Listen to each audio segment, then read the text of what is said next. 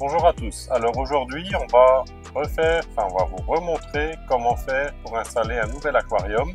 Ici, c'est un tout petit peu particulier, c'est un peu plus compliqué en ce sens qu'on a remplacé un aquarium d'expo existant, c'est-à-dire qu'on a mis les poissons, les pierres sur le côté, en ayant fait attention que la température de l'eau reste évidemment comme elle doit et que ce soit oxygéné.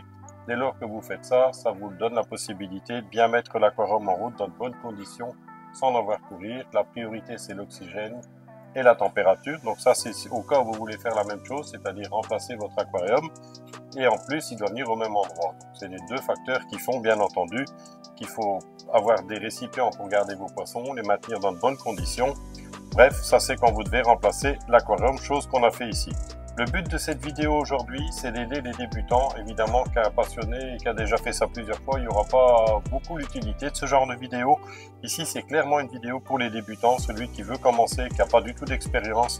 Donc on va vous montrer comment monter le meuble, comment poser la cuve, comment raccorder tout ça, des choses qui peuvent sembler compliquées alors qu'en réalité c'est tout simple, c'est très bien fait, tout est très bien préparé à l'avance. Donc l'idée de cette petite vidéo, la voici. Là vous voyez maintenant, donc évidemment vous allez le voir pas à pas. Là vous le voyez, il tourne à nouveau depuis une quinzaine de jours maintenant. On a évidemment récupéré les pierres qui s'y trouvaient, on a rajouté à cela quelques coraux. Les poissons on n'a pas rajouté sont les mêmes qui étaient dedans d'origine. On a simplement refait un peu le décor. Vous allez pouvoir voir d'ailleurs sur les vidéos comment on a fait le décor en mettant donc les pierres, en assemblant les pierres avec des tiges en carbone. Donc ça vous verrez évidemment pas à pas. Donc maintenant je propose qu'on commence. Donc on va déballer, comme si vous arrivez chez vous. Donc déballer, mettre en place, monter le meuble, poser la cuve, ainsi de suite. Donc on va maintenant voir ça ensemble. Alors voilà, on va d'abord donc commencer à déballer. Donc comme vous pouvez voir, ils sont extrêmement bien emballés. Pas des caisses en bois.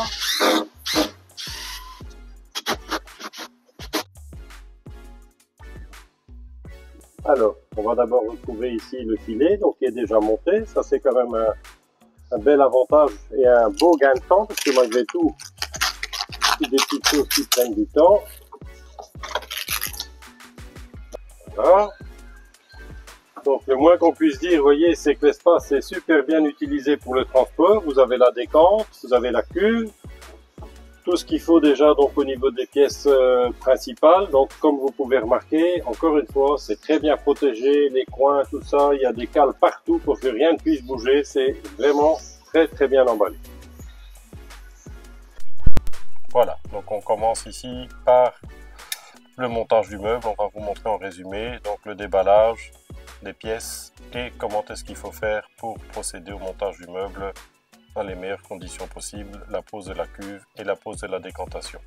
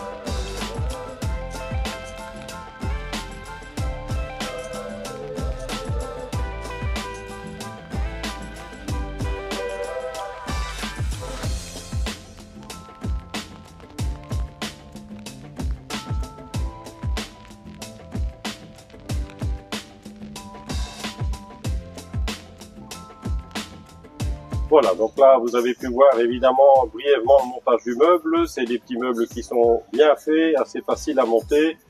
On a fait un petit résumé pour vous aider. Pour les gens qui n'ont pas l'habitude de monter des petits meubles, c'est quand même intéressant. Maintenant, on a retiré la décante hors de la cuve. Alors important, quand vous retirez la décante, ne le faites pas seul, demandez un coup de main. C'est important de prendre la décante de chaque côté pour bien la coulisser hors de la cuve, pour pas aller cogner la cuve avec la décante, évidemment. C'est bien emballé, donc ça, faites quand même attention.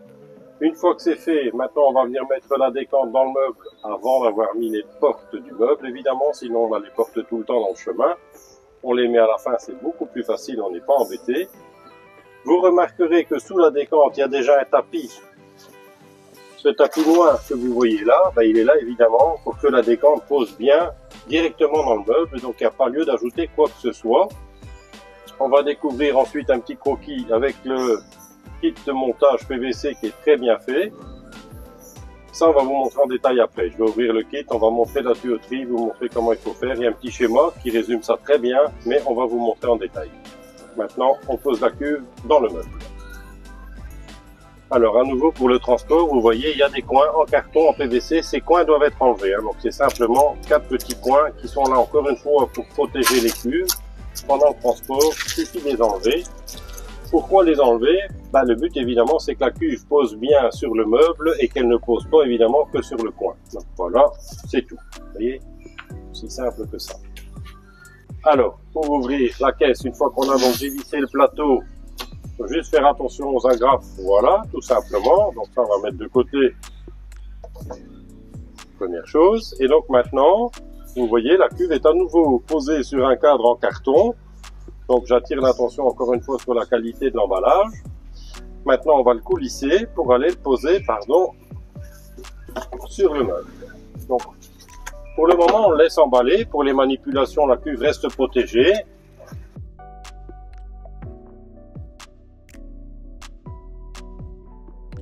Voilà, pose la cuve tout simplement. Voilà, maintenant on la déballe.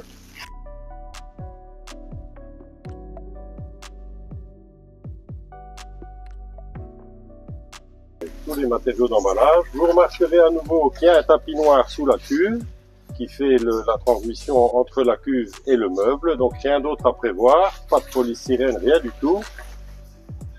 On la déballe. Alors voilà, maintenant la cuve elle est sur son support. Évidemment, ne pas commencer à remplir tant que vous n'avez pas raccordé toute la tuyauterie et que vous n'avez pas mis les portes. Parce que là maintenant, ça peut paraître bête, mais tant que les portes ne sont pas mises, forcément vous n'avez pas la largeur extérieure du meuble et donc ça ne sera pas juste. Donc maintenant la première chose, on peut mettre les portes. Une fois que les portes sont mises et fermées, on peut bien ajuster la cuve par rapport au meuble et une fois que ça c'est fait, on attaque la tuyauterie. Alors, ce qu'on trouve également dans l'ensemble, c'est une petite boîte avec le petit support qui vient au-dessus de la grille. Ça, on verra après, on n'aura pas besoin tout de suite. C'est une petite plaque en verre noir, vous voyez, c'est bien fait, c'est propre, ça vient terminer dessus et ça évite bien entendu que certains poissons viendraient à sauter dans la colonne de débordement. Même s'ils arrivent là, il n'y a pas encore de catastrophe en ce sens qu'il y a des crépines sur les débordements. Mais malgré tout, il faut les repêcher, c'est pas toujours pratique. Donc ça, on va voir après pour terminer. Maintenant, toute la tuyauterie PVC.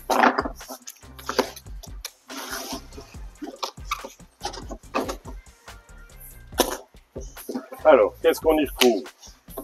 Bien entendu, de quoi faire l'étanchéité entre le verre et le PVC, donc ce qu'on appelle les passe-parois, ça c'est bien entendu fourni. Les 2 embouts de refoulement orientable, il y en a un de chaque côté pour le modèle dont on parle là. La descente principale avec une crépine, comme je disais tout à l'heure, pour éviter évidemment d'une part que ça puisse se boucher, comme vous pouvez voir la crépine, il y a un beau passage, les rainures sont suffisamment grandes pour ne pas freiner l'eau, tout en ne laissant pas passer évidemment les poissons, si toutefois il devait en avoir un. Ça c'est au cas où vous oublieriez de remettre le petit couvercle du débordement, pardon. Une vanne de précision, ça c'est important, c'est ce qui permet de rendre silencieux la circulation d'eau entre l'aquarium et la décante, mais tout ça on va voir ensemble maintenant la tuyauterie montée. Comme vous pouvez le voir sur le croquis, voilà les pièces, voilà ce qu'on doit obtenir une fois monté. C'est-à-dire que la descente principale avec la vanne de sécurité se trouve sur la perforation centrale, il y a 3 trous au total, donc au centre on a le débordement, je dirais l'utilisation normale avec la vanne ici en dessous. Le but de celle-ci, c'est de pouvoir évidemment créer un freinage du passage de l'eau pour faire monter le niveau d'eau dans la colonne pour éviter le bruit de la chute d'eau. Ça, c'est donc la descente principale. Ça, c'est la descente de sécurité. Son rôle à celle-là, c'est simplement, si vous fermez trop cette vanne-ci, il n'y arrive rien, ça déborde par là. Mais évidemment qu'à ce moment-là, c'est un peu plus bruyant, donc automatiquement, vous allez l'entendre. Si cette vanne-là est trop fermée, l'eau passe par là et ça fait plus de bruit. Et là, vous avez la tuyauterie de remontée qui se divise en deux, où on a une perforation de chaque côté en fait du débordement. Donc on a bien un refoulement de chaque côté, ça c'est quand même une bonne chose. C'est bien intégré, c'est bien fini. Alors on n'en a pas encore parlé, mais je vais quand même le montrer. On a une crépine ici qui est aussi très bien faite, vous voyez, des rainures suffisamment grandes pour laisser passer un bon débit, ne pas se colmater trop vite, et en même temps ne pas laisser passer les petits poissons. Donc voilà pour les rainures. Maintenant on va assembler tout ça, et quand tout est assemblé je vous montre. Alors pour toutes les traversées, vous verrez, il y a à chaque fois évidemment des joints dans le kit. Vous avez des petits joints, vous ne pouvez pas beaucoup vous tromper, hein. La rainure correspond bien au diamètre du joint, ce sont des joints en silicone. Pareil pour le joint plat qui vient ici. Comment on fait? On passe évidemment la partie filetée au travers du trou par le dessous du meuble et on vient simplement resserrer au-dessus de telle sorte que la vitre se situe là entre les deux. Ça se serre à la main et non pas à la pince, ça c'est important. Juste serrer convenablement à la main et pas plus. Vérifier que les joints sont à leur place. Alors s'il est déjà contre un mur, il va falloir évidemment avoir un petit coup de main parce que vous ne saurez pas être dans le meuble et en même temps au-dessus de la cuve pour le monter, à moins d'avoir des très longs bras. Mais une fois que ça c'est fait, ça prend quelques minutes. Après, on avance dans la décante. Voilà donc ce à quoi ça ressemble une fois que le montage est terminé. Donc vous voyez, les deux traversées passent bien de chaque côté de la colonne de débordement. Vous avez le débordement de sécurité qui est là en dessous, donc à gauche. Le débordement principal qui est au centre, comme on l'a dit tout à l'heure, comme c'est d'ailleurs indiqué sur les schémas. Et deux petites traversées, vous avez toujours quelque chose d'orientable. Un point important ici, ne pas trop immerger les rejets d'eau. Pourquoi? Vous pourriez risquer d'avoir un retour d'eau, même si il y a un système au départ qui est prévu, il y a un anti-retour qui est prévu pour éviter ça. Donc pour les grands distraits qui viendraient tout à fait en bas, ce système-là est censé empêcher le retour d'eau vers la décante, parce qu'il faut savoir que s'il n'y a pas ça, évidemment, toute la partie qui est immergée, vous coupez votre pompe, le siphon s'amorce entre la cuve et la décantation, et donc vous videz ça de votre aquarium dans la décantation, c'est pas l'idée. C'est la raison pour laquelle il y a l'anti-retour, mais ces anti-retours, on y pense au début, après ils sont là depuis quelques années, s'il n'est pas tout à fait étanche ou pas tout à fait fermé, le risque évidemment de retrouver une quantité d'eau importante en bas reste important. Donc l'idée c'est d'avoir ça juste en dessous du niveau d'eau. Tout ça vous pouvez évidemment régler après. Donc ça c'est important et ne le mettez pas non plus trop au-dessus du niveau d'eau. Sinon ça va éclabousser. Non seulement vous risquez d'avoir des projections d'eau à l'extérieur, mais aussi sur vos éclairages. Donc le but c'est d'avoir juste en dessous du niveau d'eau en fonctionnement. Je dirais c'est assez simple, hein. Vous avez le niveau du débordement qui est là. Le niveau d'eau, pendant le fonctionnement, il va se situer quelque part à mi-hauteur ici, à peu près à la moitié de la crépine, en fonction du débit qu'on envoie évidemment avec la pompe, ça peut être plus ou moins en hauteur. Et donc, il faut essayer de faire en sorte que vos embouts là se situent tout simplement au bas du niveau d'eau, juste légèrement immergé. Donc, pour la tuyauterie en haut, on a donc fait le tour. Pour la partie en bas, donc ça c'est assez simple, on retrouve bien entendu nos trois tuyauteries. La partie principale pour la descente, elle est ici. Donc il y a une pièce qui est volontairement pas collée et qu'il ne faut pas coller. Je vais vous montrer. Voilà. Elle vient simplement s'emboîter. Pourquoi? Si un jour on veut retirer et démonter, si c'est collé, il faut commencer à couper. Le fait que ce soit démontable comme ça permet toujours de le faire sans qu'il y ait le moindre risque puisque le raccord se trouve de toute façon dans la décante. Donc un premier point, la descente principale où on réglera le niveau d'eau après ici. La sécurité, on s'en occupe pas trop. Et ensuite, vous avez le tuyau souple qui permet de faire le raccord entre la cuve et la pompe. Et les petits colliers de serrage en PVC sont fournis, donc c'est tout simple. On l'emboîte dessus. Voilà, donc ça donne ça.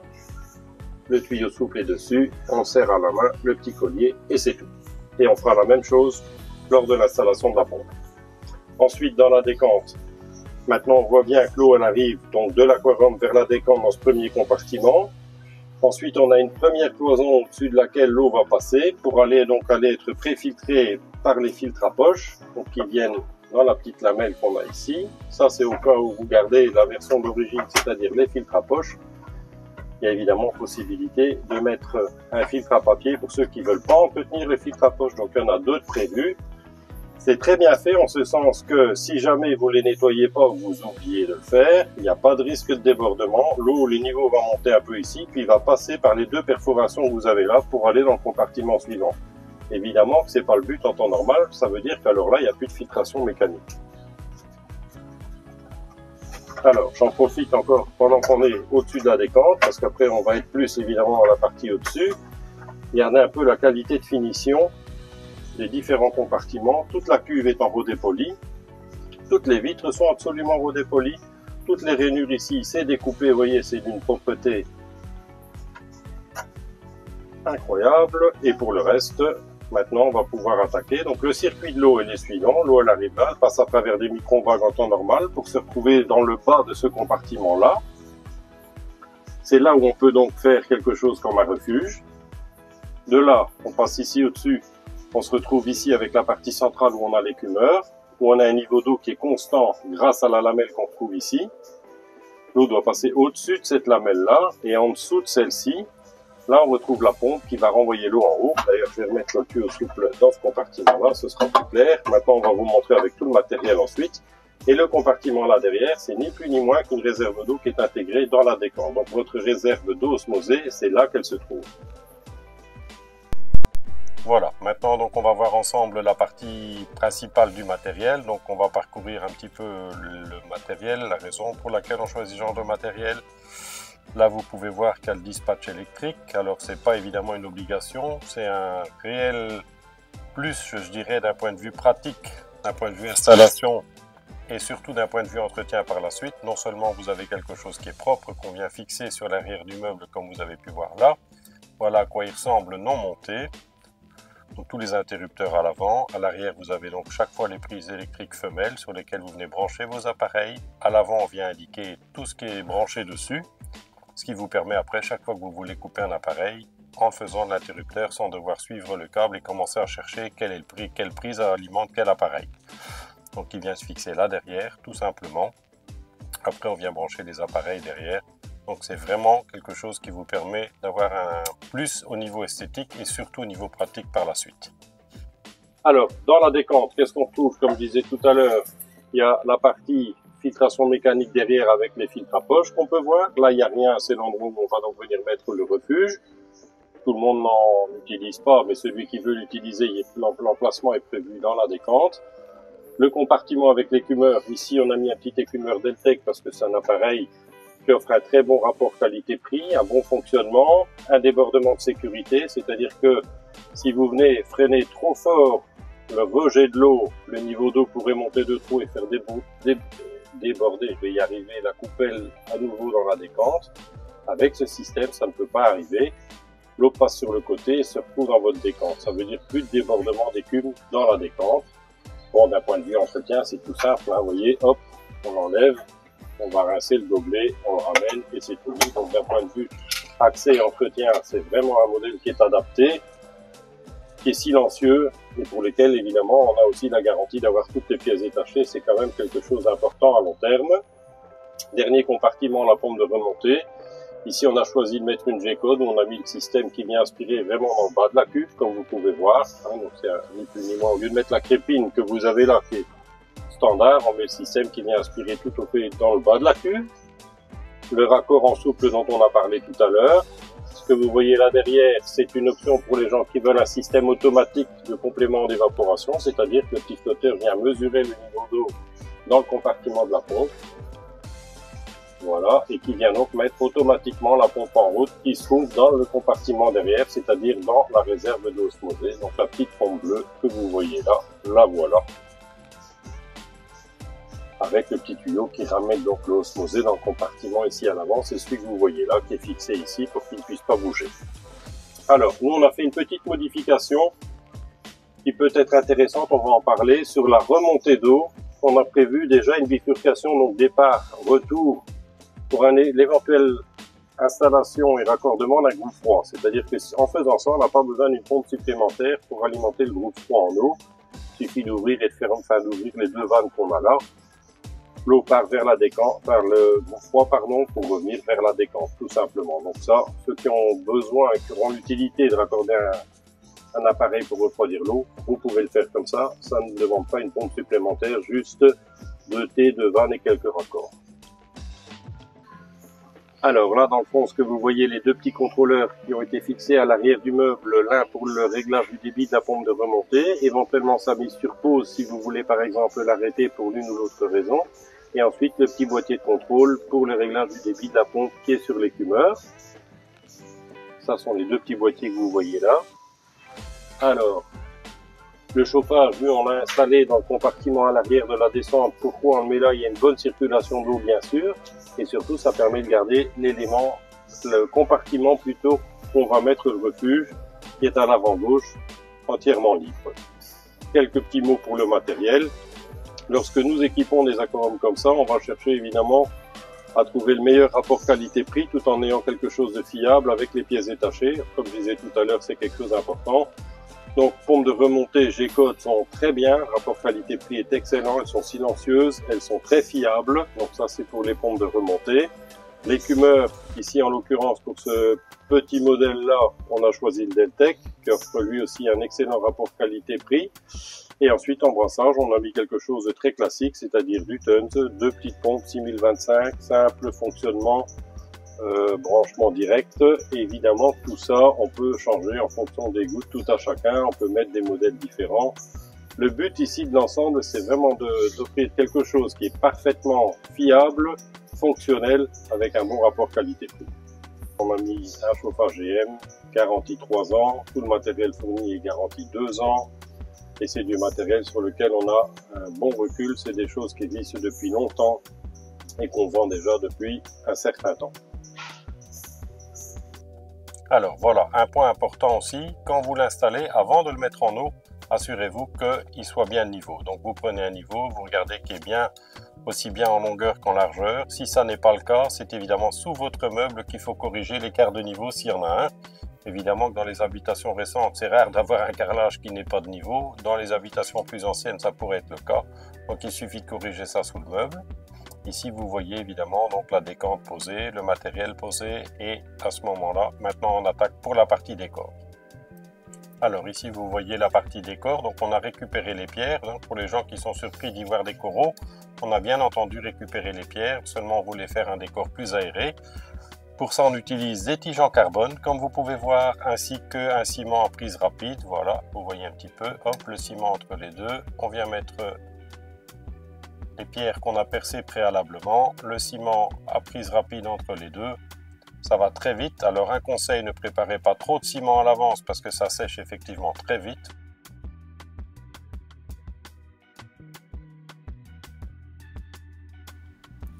Alors maintenant on a parti en accéléré, vous voyez là le remplissage. Donc on le remplit avec de l'eau de mer naturelle à température bien sûr, puisque nous allons y remettre les animaux. Les coraux, ils sont déjà ceux qui étaient fixés sur les pierres. Et après, on va y remettre les poissons. Donc, on a récupéré une bonne partie de l'eau. Bien entendu qu'on va devoir rajouter un peu d'eau. Le tout, c'est de vous assurer qu'elle soit à bonne température et à bonne densité. Alors, là, il est pratiquement plein. Quand l'aquarium est plein, qu'est-ce qui se passe? Ça déborde dans la colonne de débordement pour évidemment commencer à remplir la décante. Voilà maintenant la décante remplie. Donc là, vous voyez le niveau d'eau dans la partie avec l'écumeur. Seulement quand il y a de l'eau en quantité suffisante, vous pouvez actionner votre écumeur. Vous voyez l'intérêt du dispatch, on en a parlé tout à l'heure. On branche un appareil à la fois. Maintenant, on branche la pompe de remontée. C'est indispensable pour bien pouvoir régler après la vanne qui va se trouver à l'arrière sur la tuyauterie. En freinant donc cette vanne, on va faire monter le niveau d'eau dans la colonne de débordement, ce qui va évidemment avoir un impact important sur le bruit. Donc là, la pompe de remontée est en route. Voilà, voyez l'eau qui repasse donc de chaque côté. Tout simplement, le niveau d'eau va commencer à monter dans la colonne de débordement à l'arrière. Et c'est en actionnant la vanne, donc la grande vanne rouge que vous allez retrouver à l'arrière, pas dans la décante, mais au-dessus de la décante. Là, vous allez pouvoir régler. Et une fois que ça c'est fait, automatiquement, vous allez obtenir à un certain moment un système qui sera vraiment silencieux et fonctionnel. Quand c'est fait, à ce moment-là, vous allez pouvoir mettre en route votre écumeur. Voilà la fameuse vanne. Donc en serrant, vous freinez le passage de l'eau, ce qui automatiquement fait monter le niveau d'eau dans la décantation derrière.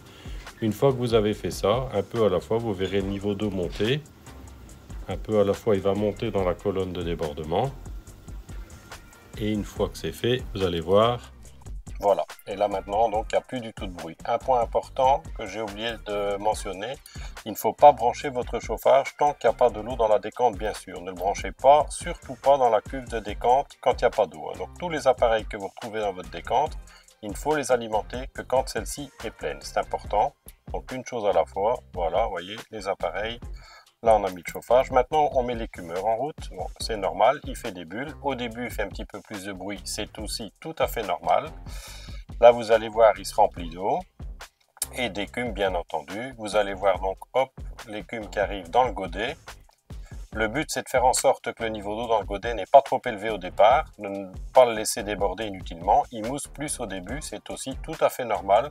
Donc vous diminuez un petit peu le niveau d'eau avec la molette que vous avez là, ce qui va vous permettre de baisser le niveau d'eau dans l'écumeur. Si nécessaire, vous pourrez le remonter après. Le but maintenant c'est de ne pas le laisser déborder. Donc voilà, en faisant ça, le niveau d'eau redescend, vous allez voir. Et une fois que c'est fait, un peu à la fois, vous voyez, on l'a fait trop tard. Quelque part, on aurait dû faire ça un peu plus vite, mais ça va aller. Il suffit d'être attentif. Voilà. Et donc, maintenant, ça tourne. Le bruit, c'est réglé. Maintenant, l'eau est un peu trouble, ce qui est normal. Ça va s'éclaircir, en général, en 24 heures. Et voilà déjà, le lendemain de l'installation, vous avez un petit aperçu. C'est pas encore tout à fait comme ça devrait, mais on va vous montrer. Maintenant, vous allez voir le résultat 2 semaines plus tard. Voilà un petit peu ce que ça donne. Donc les animaux, ça s'est très bien passé puisqu'il n'y a pas eu de vrai bouleversement au niveau de la qualité d'eau. On a récupéré l'eau, on a récupéré les pierres. Il y a juste eu un petit complément d'eau qui a été fait parce qu'il nous manquait bien entendu un peu d'eau, ce qui n'est pas du tout un problème. Là vous avez donc la partie complète, esthétiquement, le résultat final qu'on ne tâchera pas de vous montrer dans l'évolution avec le temps. Alors voilà maintenant donc le résultat final, donc ce que vous pouvez évidemment obtenir chez vous en faisant exactement la même chose avec le même matériel. C'est aussi le but lorsqu'on présente des aquariums d'expo dans la partie matériel du magasin qui sont en fonctionnement, que vous voyez, qu'on ne se contente pas de vous dire que ce qu'on propose fonctionne, vous le voyez. Et si ça fonctionne chez nous, ça va fonctionner chez vous. Alors, un petit passage sur la décante, maintenant tout ça est en fonctionnement. Donc on voit évidemment l'eau qui descend par le tube de descente principal à l'arrière là-bas dans le fond, donc le tuyau rouge que vous voyez là. Donc de là, l'eau elle arrive dans ce compartiment-là, elle y est chauffée, elle passe au-dessus d'une cloison pour aller dans les filtres à poche que vous voyez là-bas dans le fond. Ensuite, ça passe ici. Un détail dont j'ai déjà parlé, vous voyez ici, les 2 perforations que vous avez là servent simplement de sécurité. Si vous n'entretenez pas les poches, l'eau va déborder directement sans que ça n'ait aucune incidence négative pour le reste. Ça va juste être un tout petit peu plus bruyant. Ici, on a rajouté de la céramique dans la décante parce qu'on a choisi de faire un décor très léger en quantité. Donc, il y a relativement peu de pierres, comme vous pouvez le voir.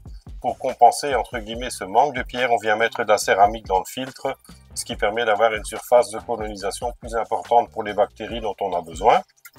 Là, vous avez le compartiment, vous pourriez aussi très bien faire un refuge si vous le souhaitez. Rien ne vous empêche d'aller mettre un petit éclairage, par exemple les petits éclairages Tons qui sont très bien faits, faciles à fixer avec un aimant. Et vous pourriez ici faire votre refuge en y mettant des algues, ce qui va faire en sorte que vous aurez aussi davantage de microfaune. Ensuite, le compartiment avec l'écumeur où on a, de par la cloison qui est ici, un niveau qui est tout le temps stable et qui ne bouge pas, ce qui est important pour pouvoir bien régler l'écumeur. Comme j'avais déjà expliqué, on a choisi le Deltec pour avoir le petit système de débordement de sécurité qui fait en sorte que si vous faites une mauvaise manipulation, c'est-à-dire si vous fermez de trop la tuyauterie de rejet d'eau de votre écumeur, le gobelet ne va pas déborder dans votre décante, l'eau va passer ici sur le côté, donc c'est quand même un gros avantage. Votre eau donc passe ici au-dessus, elle passe entre les 2 cloisons là, la pompe de remontée et on envoie. Alors on a mis sur la pompe de remontée la pièce qui permet de vraiment aller aspirer dans le fond de la cuve, ce qui permet aussi dans ce compartiment là d'éviter un maximum la sédimentation qu'il pourrait y avoir autrement. C'est également dans ce compartiment là qu'on met le petit système de flotteur que vous voyez là, qui est en fait le système qui va mettre en route la petite pompe qui se trouve dans le compartiment derrière, qui est en fait le compartiment de réserve d'eau. Donc là, on a la réserve d'osmosée. J'en profite pour rappeler, même si ça peut paraître bizarre, quand l'eau s'évapore, le sel ne s'évapore pas, ce qui fait que c'est de l'eau douce qui doit être ajoutée, en l'occurrence de l'eau osmosée. C'est important que ce soit de l'eau osmosée et non pas de l'eau du robinet, sinon vous ajoutez tout le temps du calcaire et des sels minéraux en trop grande quantité. Donc ça, c'est important. L'eau osmosée donc ajoutée automatiquement dès que le petit flotteur vient faire contact bas, donc dès que vous avez un petit manque d'eau, le système rajoute automatiquement pour vous de l'osmosée, ce qui fait que dans ces cas-là, vous n'avez pas de fluctuation de densité. Évidemment, le système ne sait pas savoir si vous retirez de l'eau. Donc, je m'explique, si vous retirez de l'eau du système, lui, il ne sait pas le savoir, il va rajouter de l'eau douce. Ça veut dire que quand vous faites ça, il faut couper la remise à niveau. Alors, là, j'en viens sur le système et c'est là où c'est pratique d'avoir un dispatch électrique comme celui-ci. Vous voulez retirer de l'eau pour l'une ou l'autre raison, pas de souci. Vous coupez l'osmolateur, vous voyez, il est indiqué.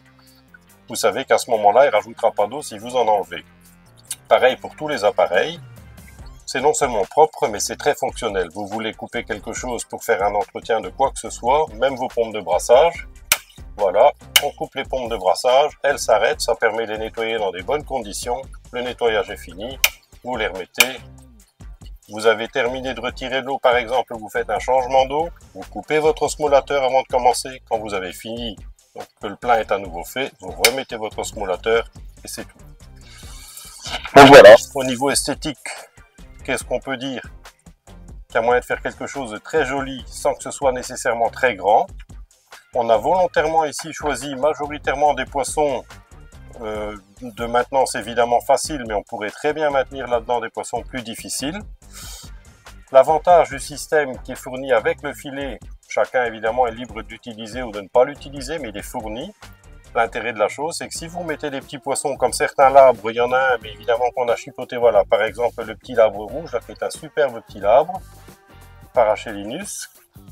Si vous ne mettez pas de filet, c'est le genre de poisson que vous risquez de retrouver à côté de votre aquarium, il va sauter. L'avantage du filet, évidemment, il est là. Encore un détail qui est quand même important, surtout pour le bruit. Ça ne va pas être facile de juger pour vous maintenant sur la vidéo, mais le système en fonctionnement est extrêmement silencieux. Pourquoi? Parce que dans la colonne de débordement qui est couverte par une petite vitre, le niveau d'eau est assez élevé. Et le fait d'avoir un niveau d'eau qui est assez haut, c'est le but, et ça se règle avec la vanne de précision qui est dans le meuble. Le fait d'avoir un niveau d'eau qui est assez élevé, vous n'avez pratiquement pas de différence de niveau d'eau entre l'aquarium et le compartiment là, et donc pas de chute d'eau, c'est-à-dire pas de bruit. Voilà, bah écoutez, je pense qu'on a fait le tour de l'essentiel.